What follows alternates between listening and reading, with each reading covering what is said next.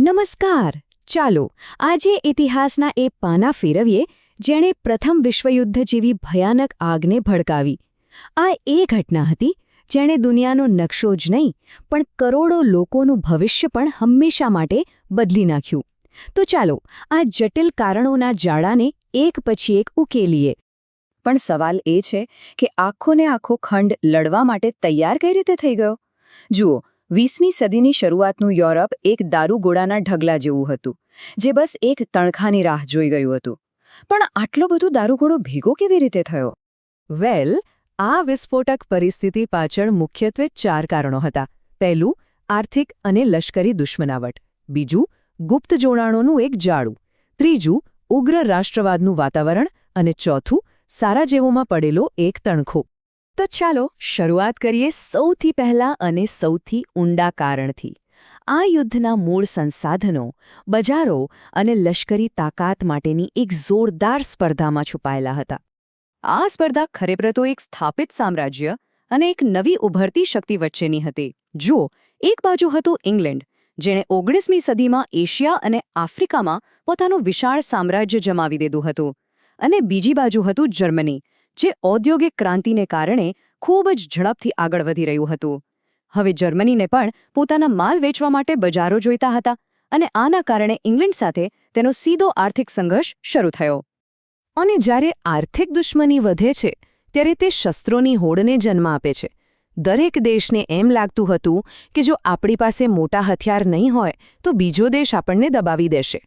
એટલે બધા જ પોતાની સુરક્ષાના નામે સૈન્યને વધુને વધુ મજબૂત બનાવવા લાગ્યા. ધીમે ધીમે એક એવું વાતાવરણ બની ગયું જ્યાં યુદ્ધને કોઈપણ સમસ્યાના ઉકેલ માટે એક સામાન્ય વિકલ્પ તરીકે જોવામાં આવતું હતું. પણ વાત અહીંયા ખાલી પૈસા અને હથિયારોની નહોતી. એની પાછળ બીજું પણ એક મોટું જાળું ગૂંથાયેલું હતું.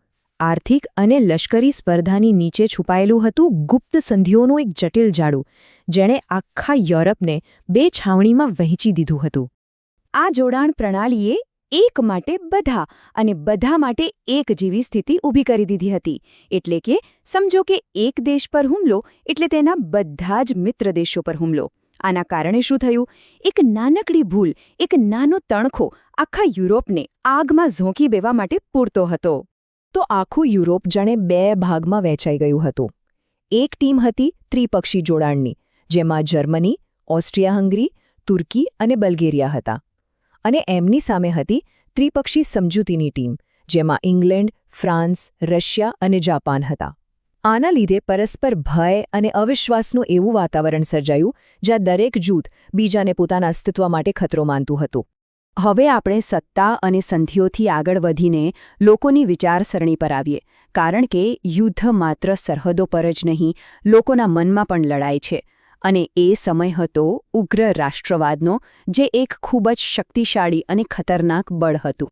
તમને જાણીને નવાઈ લાગશે, પણ એ સમયે યુદ્ધને એક પવિત્ર કાર્ય માનવામાં આવતું હતું. આ વિચારધારા યુરોપિયન સમાજમાં એટલી ઊંડે સુધી ઉતરી ગઈ હતી કે લોકો સંઘર્ષને માત્ર સ્વીકારતા જ નહોતા, પણ તેને ગૌરવપૂર્ણ અને જરૂરી પણ માનતા હતા. અને આ ઝેરી વાતાવરણ બન્યું કઈ રીતે? તો જુઓ, જર્મન સમ્રાટ જેવા નેતાઓ ખુલ્લેઆમ લશ્કરવાદને પ્રોત્સાહન આપતા હતા, જેની લાઠી તેની ભેંસ જેવી માન્યતા સામાન્ય બની ગઈ હતી. અને એમાં પણ અખબારો એ તો હરીફ દેશો વિરુદ્ધ ઉશ્કેરણીજનક લેખો છાપીને આગમાં ઘી હોમવાનું કામ કરતા હતા. તો આપણી પાસે દારૂગોળો તૈયાર હતો, ટીમો વહેંચાયેલી હતી અને લોકો પણ લડવા માટે માનસિક રીતે તૈયાર હતા. હવે બસ એક તણખાની જરૂર હતી. અને એ તણખો પડ્યો સારાજેવોમાં. અને પછી બધું એટલી ઝડપથી થયું કે કોઈને કશું સમજાય એ પહેલાં જ પરિસ્થિતિ હાથમાંથી નીકળી ગઈ. સારાજેવોમાં થયેલી એક હત્યાએ ડોમિનો ઇફેક્ટ શરૂ કરી. ઓસ્ટ્રિયાએ સર્બિયાને અલ્ટિમેટમ આપ્યું, સર્બિયાએ ના પાડી અને ઓસ્ટ્રિયાએ યુદ્ધ જાહેર કરી દીધું. અને બસ પછી તો પેલી ગુપ્ત સંધિઓનું જાળું સક્રિય થઈ ગયું. ગણતરીના દિવસોમાં જ જે લડાઈ 2 દેશો વચ્ચે સીમિત રહી શકી હોત, તે વિશ્વયુદ્ધ બની ગઈ. તો આપણે જે આ 4 મુખ્ય કારણોની વાત કરીને, આર્થિક દુશ્મની, ગુપ્ત સંધિઓ, આંધળો રાષ્ટ્રવાદ અને સારાજેવોની એ ઘટના, એ બધું જ અહીંયા એક ઐતિહાસિક દસ્તાવેજમાં સચવાયેલું છે. આ એક જ પાનું બતાવે છે કે કેવી રીતે દાયકાઓથી ભેગા થયેલા કારણોએ એ ભયાનક વિનાશને જન્મ આપ્યો જેને આજે આપણે પ્રથમ વિશ્વયુદ્ધ તરીકે ઓળખીએ છીએ. આર્થિક સ્પર્ધા, લશ્કરવાદ, ગુપ્ત સંધિઓ અને ઉગ્ર રાષ્ટ્રવાદ આ ચારે પરિબળોએ મળીને એક એવું વિનાશક તોફાન સર્જ્યું હતું જેણે આખા વિશ્વને પોતાની ઝપેટમાં લઈ લીધું. આ બધું જોયા પછી મનમાં એક સવાલ ચોક્કસ આવે કે જ્યારે આટલી બધી વસ્તુઓ એક સાથે ખોટી દિશામાં જઈ રહી હોય તો શું ખરેખર એ યુદ્ધને રોકવું શક્ય હતું કે પછી એ થવાનું જ હતું?